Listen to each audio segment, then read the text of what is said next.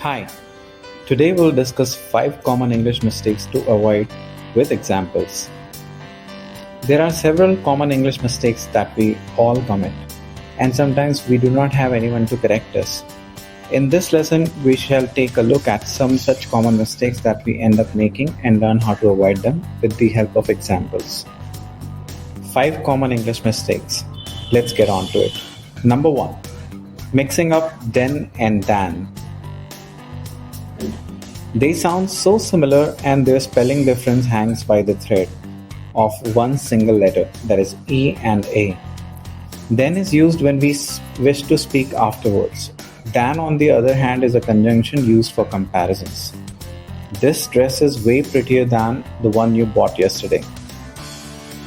So now let's look into the mistake that we make, who or that. Let us understand when to use which. Camilla is the one who handles the company as company's account. We cannot use that here since Camilla is a person. On the opposite, you use that when you wish to describe an object. For example, here's the pen that my father gifted to me.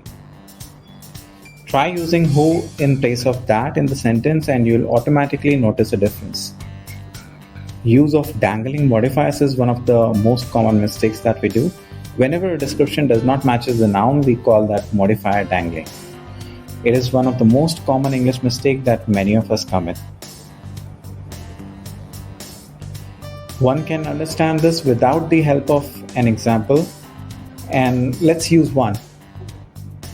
After declining for months, Jean tried a new tactic to increase ROI. The sentence is confusing because it does not clarify what is that was being declined. A better way to write the sentence is Jean tried a new tactic to increase ROI after it had been declining for months. And now we do not have a dangling modifier in the sentence. Fourth common mistake is we write most of the stuff in passive sentence. Not that using passive sentences is a mistake, yet when using English regularly, most people avoid the use of a passive voice. An active voice makes the sentence less complicated and more understandable. Here's how a passive sentence looks.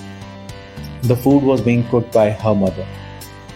The phrase was being cooked is a passive phrase.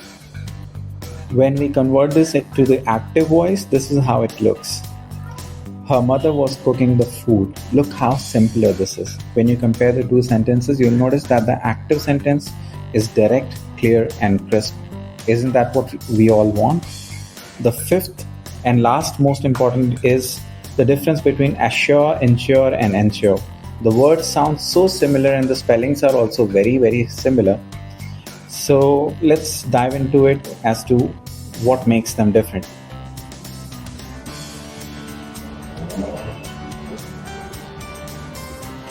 Let's take a look at each of them individually.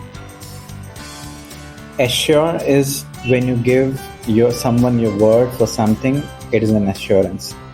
Like you're promising something. For example, I assure you that we shall complete the construction of your house by the said date. Insure is whenever you secure something, you're insuring it. So the insurance that we buy for our security is an example of this. For example, you're buying an insurance for your car. This car is insured, you'll not face any legal problems. So that is insure.